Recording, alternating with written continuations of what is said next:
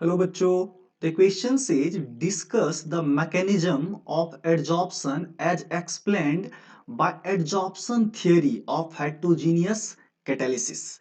तो देखो बच्चों, यहाँ पे हम बात किसकी कर रहे हैं कि adsorption theory of heterogeneous catalysis की, राइट। तो that is your adsorption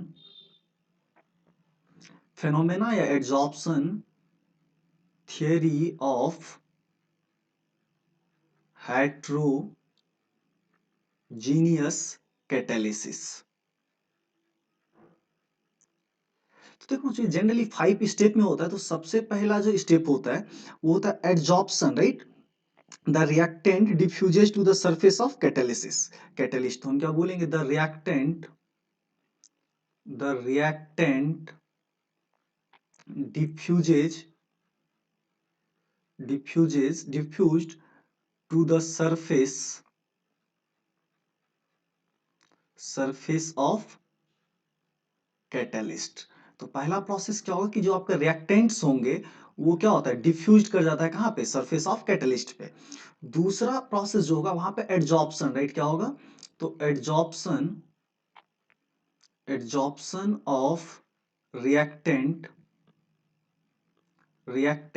on the surface of catalyst. तो दूसरा पॉइंट आपको ये याद रखना है। अगर वहीं पे हम तीसरा पॉइंट की बात करें तो यहाँ पे देखो बच्चों, जब वो एड्सॉर्प्शन हो जाएगा कैटलिस्ट के सरफेस पे तो रिएक्शन होता है, राइट। तो फॉर्मेशन ऑफ इंटरमीडिएट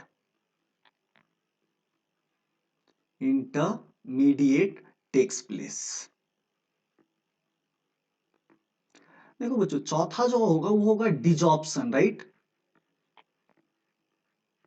आप डिजॉर्प्शन बोल सकते हो, डिफ्यूजन बोल सकते हो, ऑफ किसका, इंटरमीडिएट का, intermediate complex from the surface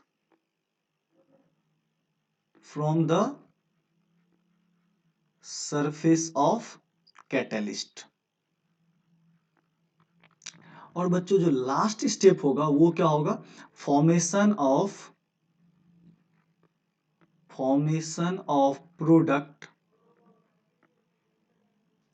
product from intermediate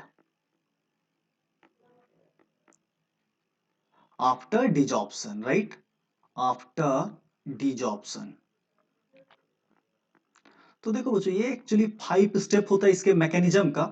तो सपोज दैट मैं आपको यहाँ पे एग्जांपल से समझाऊं, तो आपके पास मान लो ये कोई कैटलिस्ट का शेप है, मैं से दिखा देता हूँ, और आपके दो रिएक्टेंट हैं A and B, right, A and B. तो ये होगा क्या, ए इसके साथ एक साइड पे चला गया, मान लो बी इस साइड पे चला गया, राइट। तो अगले स्टेप में क्या होगा, सबसे पहला ए और बी है, ये डिफ्यूज करेगा किधर, कैटलिस्ट के टुवर्ड्स, और उस सरफेस पे जाके क्या होगा, इस सरफेस के साइड को एक्युमुलेट कर लेगा। तो अगले स्टेप में बच्चों क्या होगा, मान लो ये आपका कैटलिस्ट है, तो यहाँ ए है और ये बी है, राइट। तो इसके बीच में क्या होता है, एक बॉन्ड का फॉर्मेशन हो जाता है। और अगले स्टेप में क्या होगा, तो बच्चों ये तो कैटलिस्ट आपका रह जाएगा, ये साइट अगेन फिर से फ्री हो जाएगा, राइट, किसी दूसरे मॉलिक्यूल के लिए। और ये जो कॉम्प्लेक्स है ए बी, ये क्या होगा, इंटरमीडिएट, ये डिजॉल्व कर गया। और अगले स्टेप में क्या होगा, तो बच्चों ए बी नाम का एक आपका कंपाउंड बनेगा, और आपका कैटलिस्ट का जो सरफेस है फ्री रहेगा किसी दूसरे मॉलिक्यूल के एक्युमुलेशन के लिए। तो फिर से दूसरा मॉलिक्यूल इस पे आके क्या होगा, एक्युमुलेट होगा।